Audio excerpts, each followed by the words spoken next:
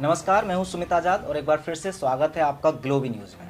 आज की इस वीडियो के माध्यम से डॉक्टर बिसरूपुरा चौधरी सर का एक और ऐसा आविष्कार जो मेडिकल इंडस्ट्री में या मेडिकल साइंस के क्षेत्र में बहुत ज़्यादा खास होने वाला है, उसके बारे में हम जानने वाले हैं। तो सबसे पहले डॉक्टर साहब बहुत बहुत स्वागत है ग्लोबी न्यूज़ में आपका एक बार फिर से। Thank you. कैसे हैं सर आप? बढ़िया, फर्स्ट क्लास। तो डॉक्टर साहब, जैसा कि हम देख रहे हैं पिछले कई महीनों से या कई सालों से कि आप कुछ महीने ही जाते हैं कि आप दुनिया के सामने बहुत सारे नए नए प्रोटोकॉल, कई सारे आविष्कार करते हैं, अपने पिटारे से निकाल के बहुत सारी थेरेपीज आपने दी हैं। जानना चाहता हूँ कुछ और भी नया ऐसा है जो दुनिया के सामने अब लाने वाले हैं आप? अगला आविष्कार आपका क्या होने वाला है? अगला आविष्कार ना बोल के इसको डिस्कवरी बोल सकते हैं, क्योंकि ये दुनिया में ऑलरेडी है लेकिन लोगों को नहीं पता जी। उसे समझाने के लिए मैं ये मॉडल मैंने आपके स्पेशली लाया हूँ। इट इज कॉल्ड द, ये है अगला सर्केडियन ट्रायंगल। सर्केडियन कोई नया शब्द नहीं है, बल्कि 2017 में सर्केडियन रिदम एक नोबेल प्राइज मिल चुका है इस पे। सर्केडियन रिदम पे 2017 का जो नोबेल प्राइज है वो सर्केडियन रिदम पे मिल चुका है। तो यानी कि इसमें ये ट्रायंगल है, हेल्थ ट्रायंगल बोल सकते हैं, सर्केडियन ट्रायंगल बोल सकते हैं। और इसकी मदद से 3 दिन में, जैसा आप देख रहे हैं मेरी टी शर्ट लिखा हुआ क्योर एट द रेट 72, खासतौर पे 7 लाल में है, यानी कि 7 चेक पॉइंट्स हैं। 72 यानी कि 3 दिन, 72 आवर्स यानी कि 3 दिन। यहाँ पे 3 कोने आप देख रहे हैं, इन तीनों कोनों को मिलाना है और इसको मिलाने से बहुत सारे पेशेंट जो डायबिटीज़ के पेशेंट हैं, इवन टाइप 1 पेशेंट्स और थायराइड के पेशेंट, कोलेस्ट्रॉल की दवाई जो पे लेते हैं, बीपी की दवाइयों पे जो हैं, मोटे हैं, पतले नहीं हो पा रहे हैं, जॉइंट पेन वगैरह से, नींद से जो परेशान लोग हैं, डिप्रेशन से जो परेशान लोग हैं, जो जिन्हें लगता है कि जीवन भर ऐसे ही बिताना है और हर दिन हमें खराब ही होते जाना है, मान ही लिया, तो उन सब का सोल्यूशन है द सर्केडियन ट्रायंगल। और इसको समझने में लगेंगे 3 मिनट, क्योंकि ये 3 कोने हैं। फटाफट 3 मिनट में समझिए, और 3 मिनट में समझने के बाद इस वीडियो के बाद से आपका काउंट चालू 3 दिन का, डे 1, डे 2 एंड डे 3। तो जो भी आप सीखेंगे उनको आपको अमल भी करना है, इम्प्लीमेंट भी करना है। तो शुरू करते हैं। सबसे पहली बात जो आपको समझना होगा कि आप जो हैं वो इलेक्ट्रिकल बीइंग हैं। आपके बॉडी में इलेक्ट्रिकल बैलेंस अगर मेंटेन ना हो, इलेक्ट्रिकल फेलियर अगर हो जाए तो क्या होगा? आपने कल देखा क्या होगा? कल आपने टेलीविजन में देखा होगा एक्टर जिम करते करते ही उनकी मृत्यु हो गई। कुछ दिन पहले वो डांस करते करते कुछ लोगों की मृत्यु हो गई। चलते चलते, खाते पीते, हंसते खेलते, विदाउट एनी अपरेंट रीजन अचानक अरे इंसान तो मर गया। That's called electrical failure, cardiac arrest. Cardiac arrest is an electrical failure. एक डॉक्टर जब आपका हार्ट बीट चेक करता है तो क्या चेक करता है? कार्डियक इलेक्ट्रिकल इम्पल्स चेक करता है। ईसीजी, इलेक्ट्रोकार्डियोग्राम क्या है? आपके बॉडी का इलेक्ट्रिकल इम्पल्स चेक किया जाता है। यानी कि आप जो हैं इलेक्ट्रिकल बीन है। ईसीजी है, ईईजी है, स्टेथोस्कोप है, ये सब क्या है? आपकी इलेक्ट्रिकल एक्टिविटी बॉडी की चेक कर रही है। आपने देखा है, कई बार फिल्मों में देखते हैं कि स्त्री की तरह वो जो इलेक्ट्रोड होता है वो मरे हुए इंसान के बॉडी में, कोलैप्स हुए इंसान के बॉडी में लगाते हैं, अचानक वो जिंदा हो जाता है ना, फिल्म में ये देखा है। तो वो क्या कर रहे हैं? वो कोई दवाई नहीं खिला रहे, कोई इंजेक्शन नहीं दे रहे, वो इलेक्ट्रिसिटी दे रहे हैं ना। अगर ऑक्सीजन ना रहे, बिल्कुल चला जाए, तब भी इंसान 4 मिनट तक जिंदा रहेगा, क्योंकि बॉडी में अपना ऑक्सीजन होता है, राइट। तो लेकिन अगर इलेक्ट्रिक फेलियर हो जाए तो 1 सेकंड भी जिंदा नहीं रहेगा, उसी वक्त वो खत्म हो जाएगा। तो इलेक्ट्रिकल फेलियर को ना हो, जो स्थिति अभी आपके भी उसमें कई सारे लोगों ने कमेंट किया कि अगर ये जो अचानक लोग मर रहे हैं, इससे कैसे बचें? आपने इलेक्ट्रिकल बैलेंस को मेंटेन करना। अच्छा, इलेक्ट्रिकल बैलेंस कैसे मेंटेन करें? 2 ही स्टेप हैं। पहला है ईएमएफ, इलेक्ट्रोमैग्नेटिक फील्ड। इसको समझना बड़ा इंटरेस्टिंग है। इस वक्त मेरे आसपास आप देखिए ये सब चीज़ें लगी हुई हैं, आपके 2 लाइट लगे हुए हैं, ये कैमरा भी है सामने है, ये सब है, फैन है, और तो इलेक्ट्रोमैग्नेटिक फील्ड है। इलेक्ट्रोमैग्नेटिक फील्ड दिखता नहीं है, लेकिन मैं आपको दिखाता हूँ। यहाँ पे देखिए, ये आईपैड के ऊपर रखा हुआ है, राइट। तो इस वक्त आईपैड में इलेक्ट्रोमैग्नेटिक फील्ड क्या है? The electromagnetic field is near zero. अब अगर इसको मैं चार्ज पे लगा दूं आईपैड को, ये मैंने चार्जिंग पॉइंट लेता हूँ, इसको लगा देता हूँ, देखते हैं क्या होता है। ये मैंने इसको चार्ज पे लगाया और लगाते ही आप देख रहे हैं एकदम से डेंजर जोन बढ़ गया, बढ़ता जा रहा है, बढ़ता जा रहा है, बढ़ता जा रहा है, बढ़ता जा रहा है। आप क्या करते हैं कि इसको चार्ज पे लगा के अपने बगल में लगा के सो जाते हैं, आईपैड को, मोबाइल फ़ोन को। जिस तरह से डेंजर जोन में है, ठीक उसी तरह से जब मोबाइल आपका बजता है, आप जब मोबाइल पे बात कर रहे होते हैं, तब भी ये आपका इलेक्ट्रोमैग्नेटिक फील्ड जो डेंजर जोन में दिखाई देता है। आपने देखा होगा अक्सर ब्रेन ट्यूमर की खबर आती है, और ट्यूमर उसी साइड में होता है जिस साइड में उसने नॉर्मली वो मोबाइल पकड़ता था। जिसकी आदत है, जैसे मेरी आदत है, मैं दाएं साइड में मोबाइल पकड़ता हूँ, तो चांसेस अगर यही इलेक्ट्रिकल फील्ड रहेगा और मैं ऐसे बात कर रहा हूँ, बात करते वक्त नेटवर्क जब नहीं मिलता उस वक्त इलेक्ट्रोमैग्नेटिक फील्ड ज़्यादा होता है। जब हम ट्रैवल कर रहे होते हैं तब इलेक्ट्रोमैग्नेटिक फील्ड ज़्यादा होता है। यानी कि गाड़ी में चलते चलते बात करेंगे तो इलेक्ट्रोमैग्नेटिक फील्ड ज़्यादा, अगर स्टेशनरी है तो बात करें इलेक्ट्रोमैग्नेटिक फील्ड कम। तो इलेक्ट्रोमैग्नेटिक फील्ड, इसको बंद कर देते हैं। तो this is our electromagnetic field. तो इलेक्ट्रोमैग्नेटिक फील्ड को पहला चेक पॉइंट कि हमें कम करना है। तो क्या करना है, आप सोने से पहले देखिए कौन कौन से प्लग हैं, जो प्लग को निकालिए। स्विच ऑफ नहीं कीजिए, प्लग को ही निकाल लीजिए, क्योंकि स्विच अगर प्लग को सिर्फ स्विच ऑफ करेंगे तब भी करंट तो है ना तार में, तो यानी कि इलेक्ट्रोमैग्नेटिक फील्ड बन रही है। यानी कि जैसे आपके वहाँ पे मान लो कोई टेबल लैंप है, स्विच निकाल दीजिए, टेलीविजन है, स्विच निकाल दीजिए, मोबाइल है, उस कमरे में रखिए ही मत, किसी और कमरे में रखिए, चार्जिंग किसी और। आपके कमरे में, बेडरूम में इलेक्ट्रोमैग्नेटिक फील्ड को मिनिमाइज कीजिए। That is the first check point. कितना ईएमएफ नॉर्मल रहता है कि ये सेफ रहेगा? देखिए, सेफ और अनसेफ कुछ भी नहीं है, इसमें अलग अलग है। आप यहाँ पे देख रही है इलेक्ट्रिक फील्ड के लिए 440 वोल्ट पर मीटर जी, और मैग्नेटिक फील्ड 0.4। ये डिवाइस बता सकता है कि यदि इसमें रेड जोन है, रेड जोन तो है, इसका मतलब ईएमएफ ज्यादा है। हाँ, ईएमएफ ज्यादा है, और वो एक दिन में कुछ नहीं होगा, धीरे धीरे धीरे धीरे धीरे धीरे धीरे वो आपको डैमेज कर रहा है, करेगा। जैसे रात को नींद नहीं आती, बहुत लोग बोलते हैं, डिप्रेशन में रहते हैं बहुत लोग, पता नहीं क्यों डिप्रेशन में, पता नहीं क्यों नींद नहीं आ रही, इनविजिबल है ये, राइट। और ये अब 5G जब आ गया तो ये और बढ़ता जा रहा है जी, राइट। पहले आज से 10 साल पहले ये सारी समस्या नहीं होती थी। तो ये factor electrical failure, right. Electrical failure को एक तो ईएमएफ को कम करना है, ठीक है, first check point. Second check point body voltage, body voltage को बिल्कुल जीरो रखना है। आपके चैनल में बहुत बार ये डाला है हमने, जैसे ही आप जमीन को टच करते हैं आपका बॉडी का voltage with in the first 10 second zero पे आ जाता है। लेकिन जमीन को कब तक टच करके रखेंगे, जैसे इस कमरे में है तो जमीन से तार यहाँ तक लाया और तार को अपने बॉडी से टच कराया, बेडशीट बना के, हमने बताया आपको पहले भी। तो जीरो वोल्टेज पे अगर हर दिन अगर हम 5-6 घंटे रहें, खासतौर पे सोते वक्त, तो हमारा इलेक्ट्रिकल बैलेंस होगा। और जिस तरह की अभी आप देख रहे हैं अनसर्टेनिटीज हो रही हैं, जो इलेक्ट्रिकल फेलियर से डेथ हो रही है, वो उससे बचे रहेंगे। That is the first. अब आते हैं दूसरे पे आते हैं। दूसरा है that is physical being, physical balance, mechanical balance. जैसे बॉडी में स्टोन है, वो एक फिजिकल चीज है, कोई ब्लॉकेज है, वो फिजिकल चीज है। जो हार्ट अटैक होता है that is a physical mechanical failure. Heart attack and cardiac arrest अलग अलग बात है। हार्ट अटैक में ब्लॉकेज, कार्डियक अरेस्ट में इलेक्ट्रिकल सिग्नल, राइट। तो ब्लॉकेज रहेगा तो एकदम से इंसान मरेगा नहीं, कुछ देर बाद मरेगा, या कई बार मरेगा भी नहीं, पेन में रहेगा। तो अगर हमें फिजिकल बैलेंस, मैकेनिकल बैलेंस को ठीक करना है तो उसके लिए क्या करना पड़ेगा? Check point number 3 and check point number 4, heat and gravity. आपने देखा कि हीट एंड ग्रेविटी पिछले कुछ सालों में हमने हीट एंड ग्रेविटी को यूज़ किया, हमने पोस्चुरल मेडिसिन यूज़ किया, हॉट वाटर इमर्शन यूज़ किया, किडनी फेलियर पेशेंट को ठीक किया, डायलिसिस पेशेंट की डायलिसिस छुड़ाई। तो वो क्या है? ये फिजिकल बीइंग को हमने ठीक किया, फिजिकल बैलेंस को मेंटेन किया। जो स्वेलिंग किसी को हो जाती है, ट्यूमर किसी को हो गया, फिजिकल बैलेंस बिगड़ गया, फिजिकल फेलियर हो गया, राइट। तो इसका एक पुख्ता एग्जांपल दे रहा हूँ। ये किताब आप इसे ज़रूर देखिएगा, विल्मा रुडोल्फ। दुनिया में इकलौती ऐसी इंसान है जिसने 3 वर्ल्ड रिकॉर्ड बनाए रेसिंग में, भागने में, और 3 ओलंपिक चैंपियनशिप जीता, जबकि 12 साल की उम्र तक चल नहीं पाती थी बिकॉज एक पैर पैरालाइज्ड था। अपनी पैरालिसिस को कैसे ठीक किया? Physical balance, heat and gravity से। इस ऑटोबायोग्राफी में है। और ऐसे ही एक और किताब, ये सारी चीज़ें को छुपा दिया गया है, इसलिए मैं दिखा रहा हूँ, right.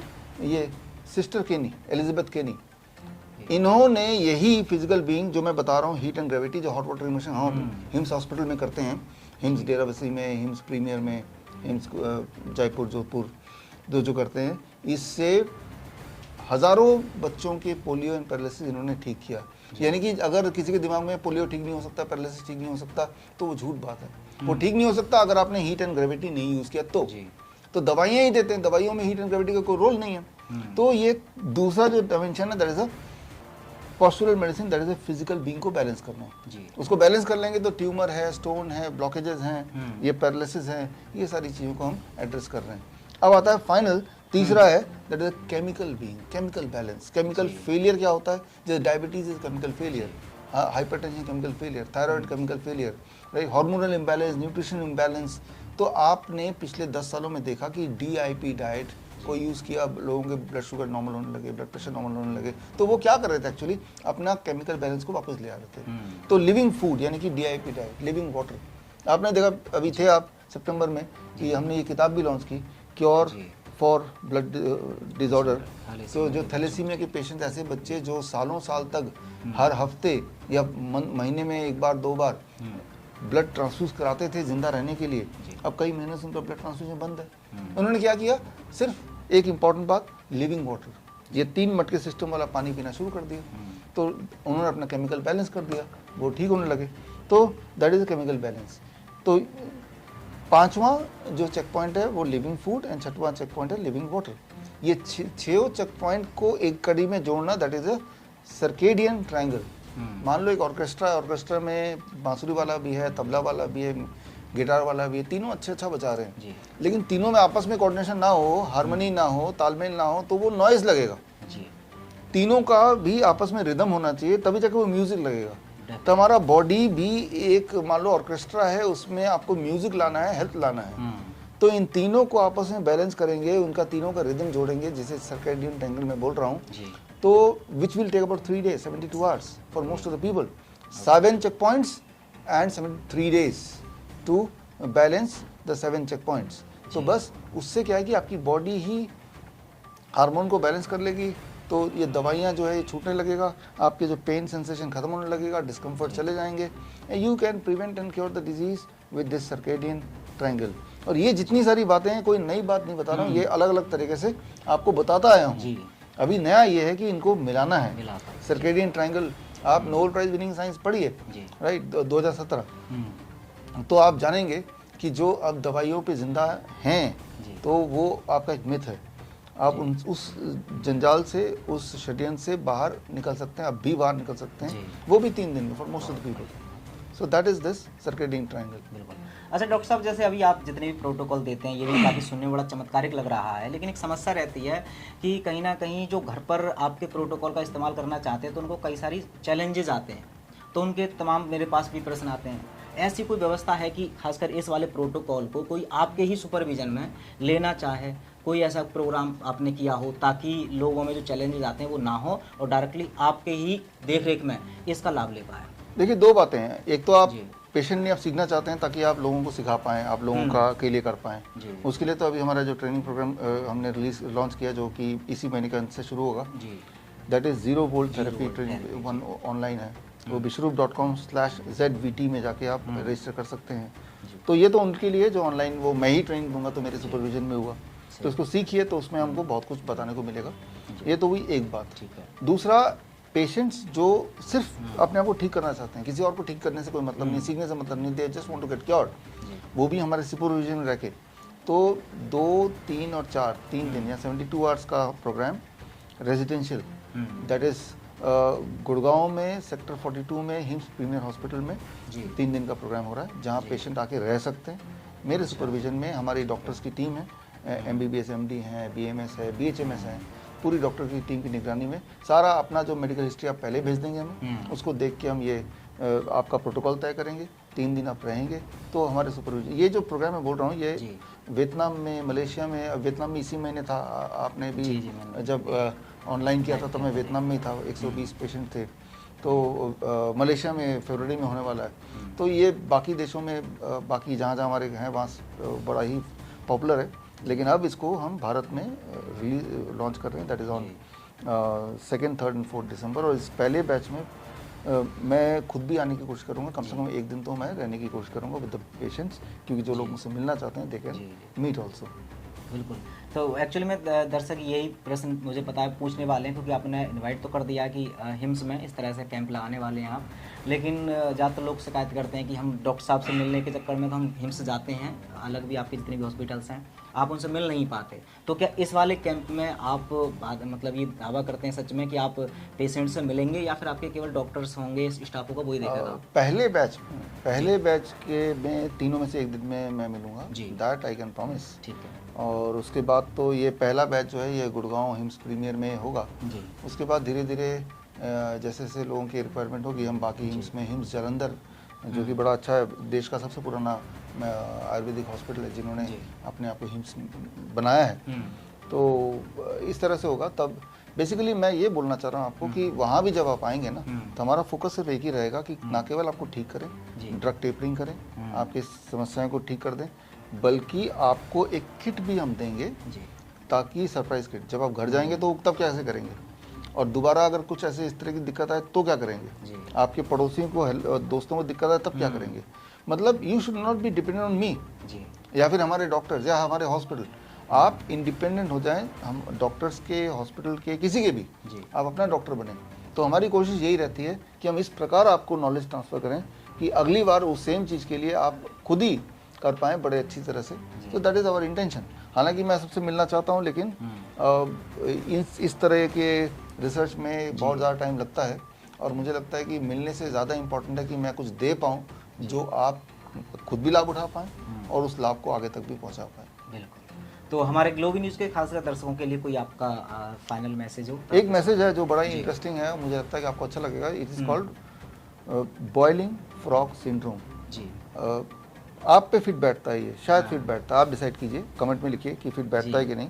Boiling for frog syndrome दुनिया में सबसे ज़्यादा दुखदाई बात है। बीमार रहते हुए जिंदा रहने की कोशिश में लगे रहना, रोज़ दवाइयाँ पे दवाइयाँ ले रहे हैं, जिंदा रह रहे हैं। आधा टाइम तो और पैसा इसी में लग रहा है कि भाई अपने दर्द को कम करना, दवाइयाँ लेना, diagnostics, all this things, hospital visit, clinic visits, right. तो ये उसी मेढक की तरह है। मेढक या फ्रॉग आप लेते हैं, एक पतीले में डालिए, पानी भरा हुआ पतीला नॉर्मल टेम्परेचर पे, और टेम्परेचर को धीरे धीरे बढ़ाते हैं उसकी, हर आधे घंटे में 1 डिग्री टेम्परेचर बढ़ाया, और वो मेंढक को पता ही नहीं चलेगा कि कब बॉइलिंग टेम्परेचर पॉइंट तक आ गया। यानी कि उसमें उबल रहा है वो फ्रॉग, उसके हाथ पैर जल रहे हैं, गल रहे हैं, कुक हो रहा है, लेकिन उसे एहसास ही नहीं हो रहा कि इतने धीरे धीरे खतरा बढ़ता जा रहा है, लेकिन वो निश्चिंत है, वो देख ही नहीं पा रहा, खतरे को पहचान नहीं पा रहा। और जब तक पहचान पाता, जब वाकई में बॉइलिंग पॉइंट में आ जाता, तब तक उसके हाथ पैर ऑलरेडी जल चुके, गल चुके, इतनी ताकत नहीं रहेगी कि वो उछल के कंटेनर से बाहर जंप करे। तो अभी जो परिस्थिति है ना, अगर आप हमारे एम्स हॉस्पिटल आते हैं, किसी भी डेराबस्सी में आइए, तो देखेंगे आप कि पेशेंट आते हैं and stage kidney failure, already dialysis हफ्ते में 3 बार चल रहा है, ऑलरेडी ट्रांसप्लांट की बात हो रही है, बीपी वगैरह फिर भी कंट्रोल में नहीं आ रहा है। तो ये परिस्थिति है।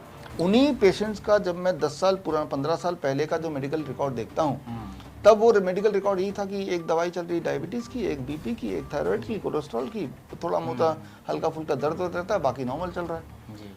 उन्हें समझ नहीं आता उस मेंढक की तरह कि रोज जो दवाइयाँ पे दवाइयाँ ले रहे हैं, धीरे धीरे वो टेम्परेचर बढ़ने की तरह किस तरह से बीमारियाँ फैलती जा रही दवाइयों के बदौलत। और एक पॉइंट आता है जिस दिन डॉक्टर ऐलान करता है, भाई आप कैंसर पेशेंट कहलाए जाएंगे, आज से आपका किडनी फेलियर पेशेंट कहलाए जाएंगे, और तब शौक लगता है कि उसी दिन वो किडनी पेशेंट बने। लेकिन वो उस दिन नहीं बने, वो अचानक टेम्परेचर नहीं बढ़ गया।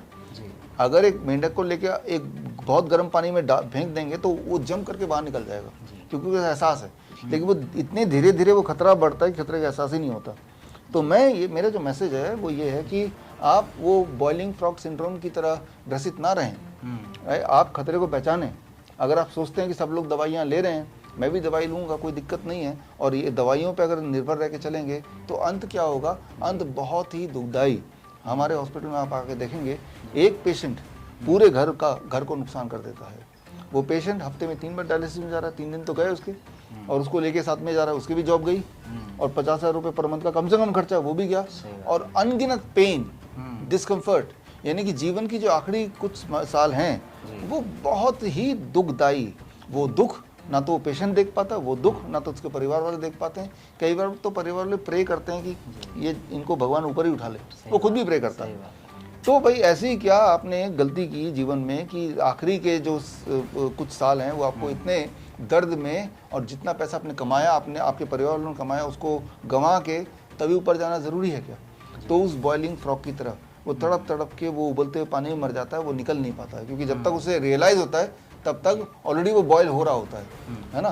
तो तब तक आप देखते हैं अब तो सब कुछ ख़त्म ही हो गया है। तो ऐसे स्टेज पे जब आप हमारे पास आते हैं, और तब भी हम पेशेंट्स को अक्सर डायलिसिस मुक्त कर पाते हैं, पूरी तरह ठीक कर पाते हैं। ज़रा सोचिए कि 3 दिन के लिए अगर पहले ही ये कर ले, तो आप अभी से लेकर आगे की ज़िंदगी जो है वो कितने खुशहाल ज़िंदगी जिंदा दिली से जी पाएंगे। मतलब span of life and quality of life दोनों इंप्रूव हो सकती है। ऊपर से पैसे बच सकते हैं जो दवाइयों पे आप खर्चा करते हैं। जी, तो चलिए, आपके इस नए प्रोटोकॉल की बहुत बहुत शुभकामनाएं, और इतनी सारी महत्वपूर्ण जानकारियाँ दी। हमारे साथ जुड़ने के लिए बहुत बहुत धन्यवाद। Thank you so much sir. Thank you.